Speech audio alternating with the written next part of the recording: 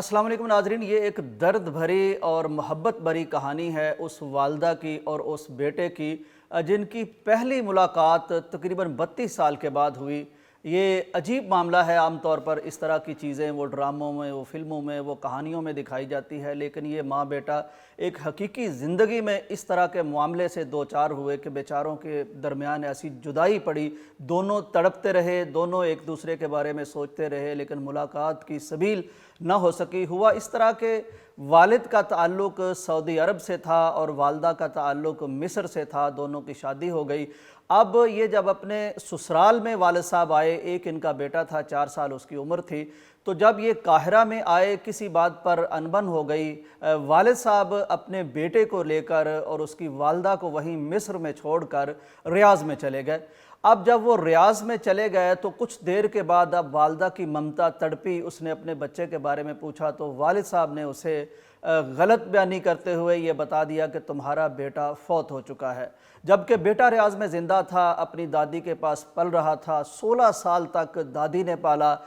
फिर दादी की वफ़ात हो गई। एक और रिश्तेदार खातून ने इस बच्चे की परवरिश की। 28 साल का ये बच्चा हो गया और इसकी जवान हो गया, इसकी शादी हो गई। लेकिन इस सारे अरसे में ये माँ की ममता को तड़पता रहा, ये माँ के दीदार को तरसता रहा, हर कोशिश मुमकिन करता रहा कि किसी तरह इस दुनिया से वो अपनी जन्नत को, वो अपनी मेहरबान माँ को, वो अपने सुकून को, वो अपनी राहत को खोज निकाले। लेकिन सिलसिला अल्लाह की तरफ से कुछ ऐसा था कि कुछ बात बन नहीं पड़ती थी। बिलाखिर हालिया कुछ दिनों में यानी 32 साल के बाद उसने फिर सऊदी अरब से रब्ता किया। सऊदी अरब ने अपने मिस्री सफारत खाने से रब्ता किया। मिस्री सफारत खाने ने मिस्र में यानी सऊदी अरब का जो सफारत खाना है उसने मिस्री मुतल्लिका हुकाम से बात की तो उसकी वालदा का नाम ढूंढा गया। ये बेचारा वहाँ गया और ख़ुद इसने बड़ी काविश की, मेहनत की, इसके साथ बड़ा तामुन किया मुतल्लिका हुकाम ने। तो 2 पते फिर इसकी वालदा के नाम के निकले। ये दिल में बड़ी उम्मीद और तड़प लिए पहली बार अपनी जन्नत की ज़ियारत करने की ये गया। बिलाखिर दूसरे पते पर जो खातून सामने आई, मालूम हुआ वो इसकी वालिदा है। दोनों ज़िंदगी में पहली बार मिले, दोनों ने पहली बार एक दूसरे को देखा और दोनों की फिर जो कैफियत बनी वो एक माँ और बेटा ही समझ सकता है कि माँ तो वो हस्ती है कि चंद सेकंड गुजर जाएं, चंद मिनट गुजर जाएं, चंद घंटे गुजर जाएं तो जब औलाद के लिए कशिश उसमें ऐसी पैदा होती है, सामने आती है, तो यूँ लगता है जैसे ज़िंदगी भर की जुदाई के बाद वालदा बच्चे से मिल रही है। तो इनका तो मामला ही कुछ और था। मैं इस वाक़या को जब पढ़ रहा था तो मुझे एहसास हुआ कि रसूल करीम सल्लल्लाहु अलैहि वसल्लम की अपनी वालदा से मोहब्बत और वालदा और बच्चे के ताल्लुक़ से जो इस्लामी अहकामात हैं ये उससे ना बलद होने का, ना वाकिफ़ होने का नतीजा है कि हमारे यहाँ हमारे मुआशरे में बच्चों को माँ से जुदा कर दिया जाता है। ख़ुद रसूल मुकर्रम सल्लल्लाहु अलैहि वसल्लम अभी 6 माह के थे कि जब आपकी वालिदा माजिदा सैयदा आमिना आपको लेकर वो मदीना की तरफ आईं ताकि आप अपने वालिद की कब्र की ज़ियारत कर लें और वो अपने शौहर की कब्र पे आ जाएं। साथ उम्मे ऐमन थी। 3 लोगों का ये काफ़िला 300 किलोमीटर का फासला तय करके मदीना में पहुंचा। तपती रेत, सहरा, सिर्फ 3 अफराद हैं, प्यारे पैगंबर हैं। अब कब्र की ज़ियारत करके जब वापस आ रहे थे तो वहीं सैयदा आमना का वक्त पूरा हो गया। और सोचिए किस तरह नबी कायनात अभी 6 माह के बच्चे हैं और अपने सामने अपनी जन्नत को, अपनी माँ को, अपनी ममता को वो नज़ा के आलम में देखते रहे।